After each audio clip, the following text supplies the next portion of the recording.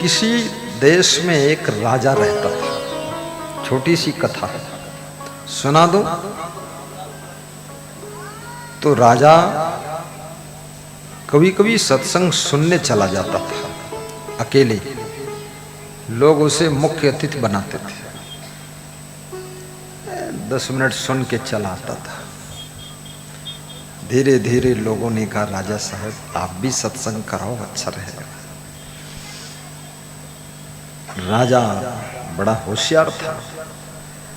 वो बोला, अरे ये राज्य तो मेरा ही है, जहां सत्संग होता है वो सब मेरा ही है।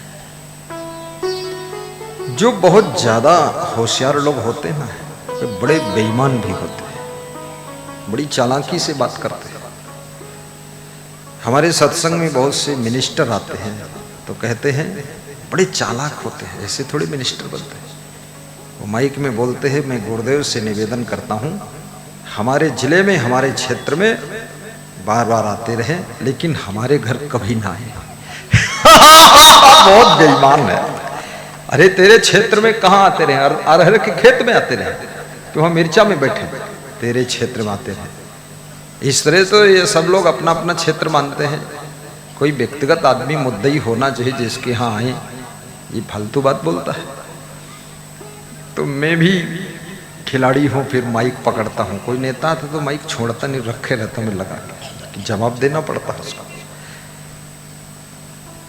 अपने क्षेत्र में बुलाओ, राजनीति करो, बिजनेस करो, खेती बाड़ी करो, धंधा करो, लेकिन अध्यात्म को छोड़ करके धंधा आपको शांति नहीं दे सकता है। राजनीति आपको चैन नहीं दे सकती है। धर्म की शरण में रह करके आप दुनिया में कोई काम करोगे तो टेंशन से मुक्त रहोगे और खुश भी रहोगे। समय निकाल कर पूजा पाठ भी करो, थोड़ा सत्संग भी सुनो। तो उस राजा के समझ में थोड़ा आ गया, चलो हम बुलाते हैं संत को। अपने राज दरबार में समागम रखा, बहुत बड़ा मैदान था। महात्मा आए, कीर्तन वाले आए, सब लोग आए, म्यूजिक भी बज रहा था, सत्संग भी हुआ। तो सत्संग में जो भजन गा रहा था वो थोड़ा थक गया, और जो तबला बजा रहा था वो धमाके से बजा रहा था। तबला की धमकन पे उसको गाना पड़ता था, तो गाने में ज्यादा मेहनत थी। तो उसने कहा, भाई थोड़ा तबला धीरे बजाओ, इतना धमाका मार रहे हो, अब इतना हम गाते गाते थक चुके हैं। तो तबला बजाने वाले ने क्या कहा कि बहुत गई थोड़ी रही, थोड़ी हूँ अब जाए। कहे तबला वादक गायक से ताल में भंग न लाए। है गाने वाले मेरे मित्र, बहुत रात बीत गई है, थोड़ी रात बची है, 2 घंटे। तबला धीरे बजाऊंगा, ताल में भंग पड़ जाएगी, तुम भी जोर से गा दो मेहनत करके, मैं भी बजाता हूं। तो गाने वाला कहता है, बहुत गई थोड़ी रही, ठाके मेरे गले के स्वर थक गए, पांव भी थक गए। वो गाने वाला थोड़ा नाचता भी था, शरीर थक गया, पिंजर माने शरीर होता। बहुत गई थोड़ी रही, थाके पिंजर पाए। कहे गायक सुन तबला वादक, मधुरी ताल बजा, थोड़ा मधुर बजाइए, ज्यादा जोर से मत धमकाइए। बिहार में तबला भी बड़ा विलक्षण बजाते हैं। वो रुपया का सिक्का लेकर उस पर खुरच देते हैं, गुरगुर गुरगुर बोलता है। बिहार के लोग कलाकार बहुत है। बिहार पूरे भारत देश में सबसे ज्यादा IAS अफसर बिहार के, IAS अफसर, इंटेलिजेंस लोग बिहार में होते हैं। बस बिहार में क्रोध लोगों को ज्यादा होता है, इसलिए गरीबी ज्यादा है। गुस्सा बहुत जल्दी आती है, बहुत जल्दी आती, क्या उनकी गुस्सा जाती ही नहीं है, परमानेंट रहती है। मेघनगर में मैं एक भक्त के यहाँ ठहरा, मध्य प्रदेश डिस्ट्रिक्ट झाबुआ। तो उसने उस कमरे में मुझको रखा जो सबसे अच्छा कमरा था, उसमें बंदूक और कारतूस सब रखा था, खुला टंगा था, और गोदरेज अलमारी थी। तो मैंने उस भक्त से कहा, वो जैन धर्म के भक्त थे, रमेश लालवानी साहब।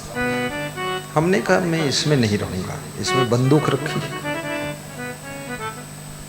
तो बोले आप इसी में रहोगे। तो हमने कहा नहीं। हमने कहा कोई एक भी कारतूस अगर कोई गायब कर दिया तो बदनाम हो जाऊंगा। बोले इसमें अगर हम 1 कुंटल सोना रख दें तो भी गायब नहीं होगा, क्योंकि भगवान को हमने नहीं देखा है, लेकिन आपके भीतर भगवान को देख रहा हूं। तो मैंने कहा इस गोदरेज अलमारी में क्या है? बोले इसमें सोना चांदी है। खोल के दिखाता, खोल के दिखाया।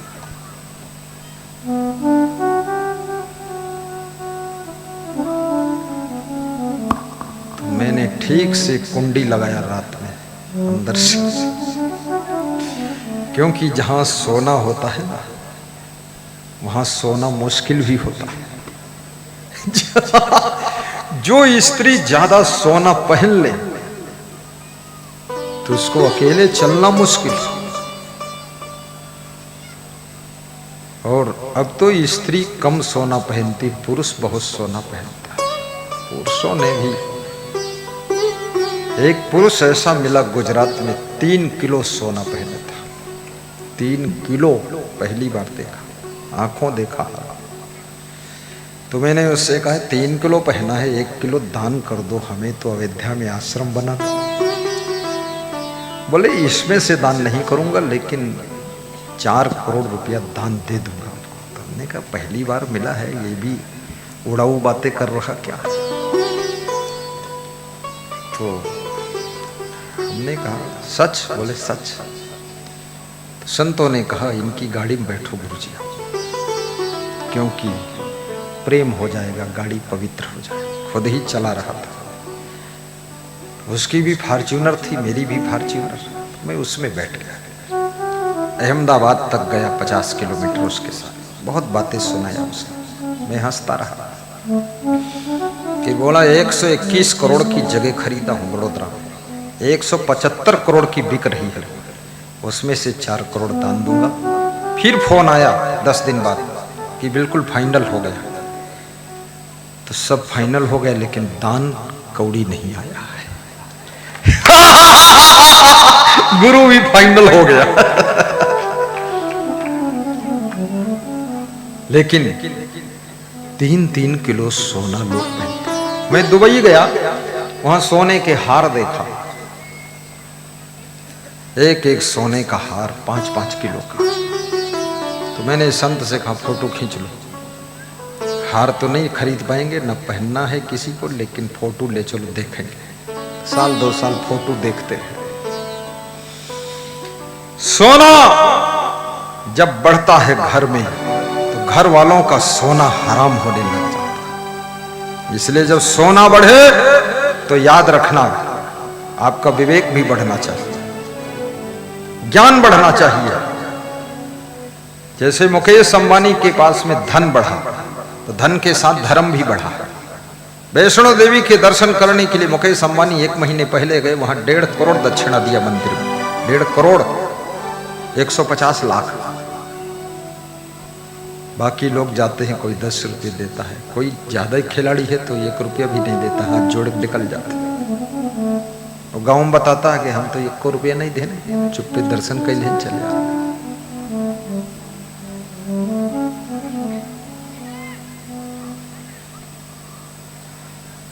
तन पवित्र सेवा किए, धन पवित्र करि दान, मन पवित्र गुरु भक्ति करू, होए त्रिविधि कल्याण।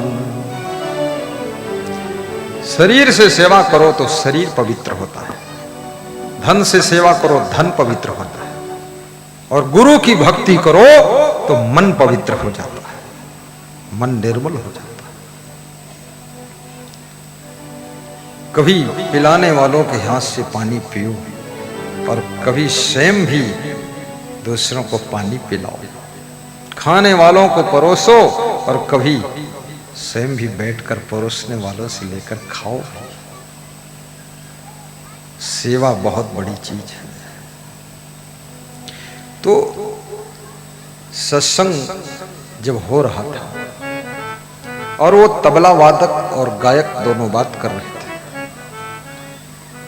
गायक कहता है, बहुत गई थोड़ी रही थाके पिंजर पाए, कहे गायक सुन तबला वादक मधुरी ताल बजाए। तो तबला वादक ने कहा, बहुत गई थोड़ी रही थोड़ी हूँ अब जाए। और कहे तबला वादक सुन गायक ताल में भंग न लाए। अरे पूरी रात बीत गई, 2 घंटे और बचे हैं, अब क्या धीरे बजाना है, थोड़ा और हिम्मत करके गा दो, आनंद आ जाए। संत प्रवचन सुना रहे हैं, बड़ा सत्संग हुआ, रात भर चला, कीर्तन भजन सत्संग। संत विदा हो गए, भजन गायक विदा हो गए। तो राजा ने सोचा इसमें खर्चा तो बहुत हो गया, क्योंकि राजा सत्संग कराए करोड़ों का खर्चा होगा, ज्यादा लोग आते, भंडारा बहुत बड़ा हुआ। तो राजा ने कहा कि बेटे को बुलाकर पूछ लूं सत्संग से उसने क्या सीखा, क्या फायदा। बेटे को बुलाया और पूछा कि भाई सत्संग कराया हमने, 10 करोड़ खर्चा हो गया, तुझे कुछ सीखने को मिला, कुछ फायदा हुआ? तो बेटा बोला, हमारा ये फायदा हुआ कि मेरी उम्र 40 वर्ष हो गई और शादी भी हो गई, बच्चे भी हो गए, मैं बाप बन गया, और आपकी उम्र 80 साल है और आप अभी भी गद्दी नहीं छोड़ रहे हो। तो मैंने नौकरों के साथ मिलकर आपका मर्डर करने का प्लान बनाया था आज रात में, पर ये सत्संग सुन करके मुझे याद आ गया कि बहुत गई थोड़ी रही थोड़ी हुआ बजाए। तो मैंने सोचा बाप की उम्र बहुत बीत चुकी है, थोड़े दिन और जिएंगे, अब इनका मर्डर मत करो, इंतजार कर लो। तो बाप का मैं मर्डर नहीं करूंगा, बस यही हमने सीखा है, ये ज्ञान।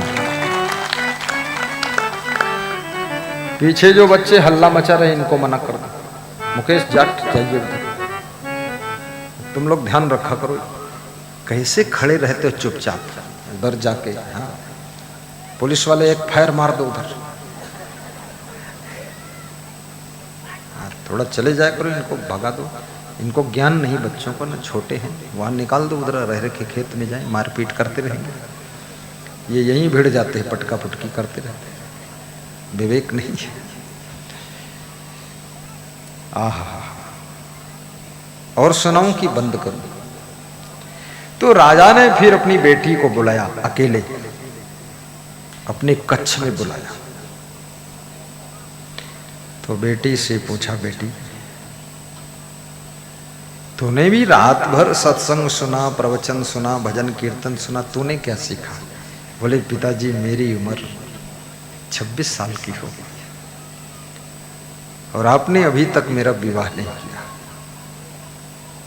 तो मैंने नौकर के साथ में भागने का प्लान बनाया था कि भाग जाऊंगी, ये बाप को समझ नहीं है, विवाह लेट हो रहा है, तो अपने आप सेटिंग करूंगी जाकर। लेकिन जब सत्संग सुना तो उसमें बताया कि बहुत गई थोड़ी रही थोड़ी हो अब जाए। तो मैंने सोचा 26 साल की उम्र हो ही गई है, तो 4 साल में विवाह तो पिताजी कहीं न कहीं कर ही देंगे, थोड़ा और इंतजार कर लूं। तो मैंने ये सीखा सत्संग से कि अब मैं किसी के साथ भागूंगी नहीं। क्या बात है, कितनी लड़कियां भागने के लिए तैयार बैठी हैं, कितने लड़के भागने के लिए तैयार बैठे, कितने बूढ़े भागने के लिए तैयार हैं कि अब बाबा जी बन जाऊंगा, हरिद्वार चला जाऊंगा। कितनी महिलाएं बुढ़िया घर से भागकर वृद्धाश्रम में जाना चाहती कि बहुत हो गया, लेकिन सत्संग सुन करके सबको सीख मिल जाती है कि बहुत सी जिंदगी गुजर गई, थोड़ी बची है, भागना अच्छा नहीं है, भाग्य को जगाना अच्छा है। अपना भाग्य जगाइए।